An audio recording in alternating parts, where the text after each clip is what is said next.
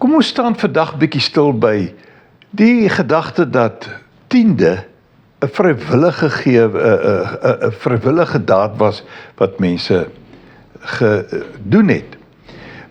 Volgens Genesis 14 vers 18 tot 20 het die kontak tussen Abraham en Melchisedek uitgeloop op Melchisedek, koning van Salem en priester van God die Allerhoogste, wat vir Abraham kos en wyn gebring en hom geseën het.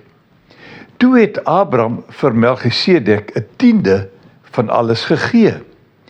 Lees ook gerus Hebreërs 7 vers 1 tot 10, waar daar 'n bietjie meer oor hierdie saak uitgebrei word. Maar Jakob, wie se naam in Genesis 32 vers 28 en in Genesis 35 vers 10 na Israel verander is, het volgens Genesis 28 vers 22 'n klippilaar wat hy regop gesit het, 'n tempel genoem.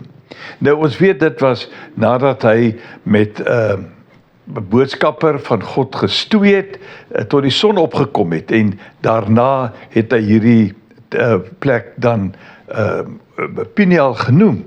Maar kom ons sien dat hy daar, nadat hy daardie plek heilig genoem het, 'n tempel genoem het, het hy onderneem om van alles wat God vir hom sou gee, 'n tiende aan God te gee, sonder enige opdrag, vrywillig.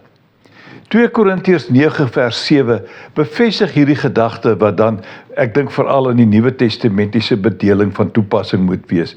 Elkeen moet gee, soos hy hom in sy hart voorgenem het, nie met teensin of uit dwang nie, want God het die blymoedige gewer lief. Daarom, kom ons gee gewillig en uit dankbaarheid, en die instansie vir wie dit gegee word, sal beslis groot voordele daaruit trek. Loop mooi.